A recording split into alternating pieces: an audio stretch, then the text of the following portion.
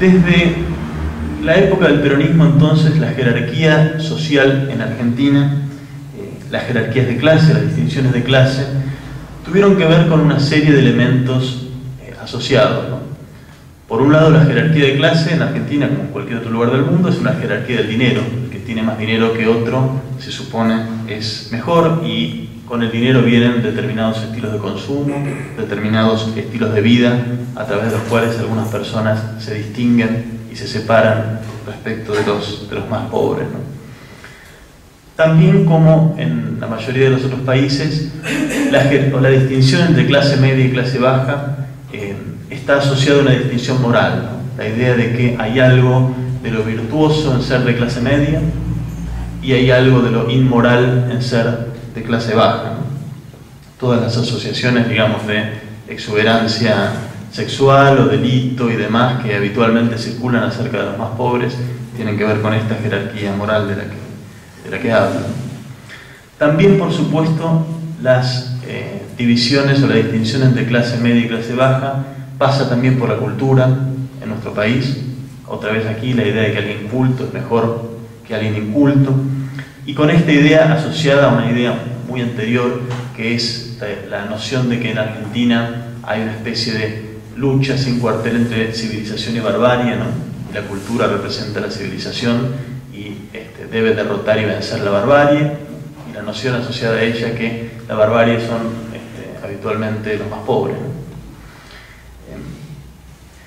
Pero junto con estos elementos hay otros tres elementos muy característicos de nuestro país, porque los anteriores son más bien generales, ¿no? La idea de que la superioridad de la clase media respecto de la clase trabajadora en Argentina pasa por una superioridad que es, uno podría decir, étnico-racial. Y acá hay toda una construcción muy poderosa en nuestro país y que nosotros hemos heredado, la idea de que la clase media es descendiente de los inmigrantes europeos que vinieron a nuestro país a fines del siglo XIX, principios del siglo XX, que esos inmigrantes europeos son los que trajeron el progreso. Implícitamente lo que esta idea dice es que la clase baja, a diferencia de la clase media, es más bien descendiente de la población previa, criolla, mestizada, y que de alguna manera es un obstáculo permanente al progreso. Aquí en esta narrativa de la historia nacional hay una idea de superioridad étnico-racial implícita que es muy poderosa.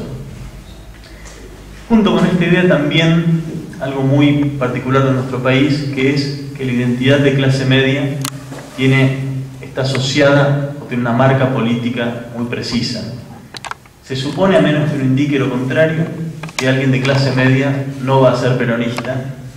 así como se supone, a menos que uno indique lo contrario, que alguien de clase baja va a ser peronista en nuestro país. Y esto es algo curioso y propio de nuestro país. En otros lugares no es así, ¿no? En Estados Unidos no se presupone que alguien de clase media sea republicano o demócrata.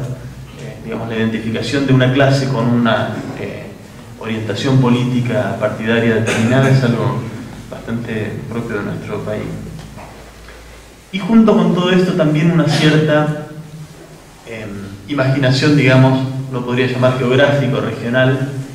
que es que la clase media, de alguna manera, como se asocia con los inmigrantes europeos y con el progreso, fundamentalmente uno imagina que la clase media es la que vive en Buenos Aires o, en todo caso, en la Pampa Gringa, mientras que el terreno de la clase baja sería el interior del país o las zonas de la Pampa Gringa, de alguna manera colonizadas, entre comillas, por los migrantes internos que vinieron a vivir en las periferias de las ciudades. Todas estas formas de distinción, de alguna manera, forman parte de la cultura que circula en nuestro país y forman parte de las identidades y de las distinciones de clase que nos nutren a cada uno de los que estamos aquí y que tienen mucha influencia en la política nacional, ¿no? De alguna manera es impensable la historia de nuestro país en la segunda mitad del siglo XX y en los últimos años también, sin comprender por dónde pasa entonces la división de clases en nuestro país, ¿no? Es impensable el hecho de que diversas dictaduras, me refiero por ejemplo a la revolución llamada Libertadora, que se inició con un bombardeo de las Fuerzas Armadas de un país sobre su propia capital, que es algo verdaderamente con muy pocos antecedentes en la historia del mundo. Es impensable el enorme nivel de apoyo social del que gozó esa dictadura sin entender cómo se habían armado los clivajes, las distinciones de clase y las oposiciones de clase a partir del fenómeno peronista. Así como ese momento es impensable, son impensables toda una serie de momentos en la historia reciente de nuestro país en los cuales políticas clara y marcadamente antipopulares consiguieron, sin embargo, movilizar un apoyo de parte de la población bastante importante. Me parece entonces que es indispensable en este momento político en el que estamos someter a una profunda crítica a las identidades sociales que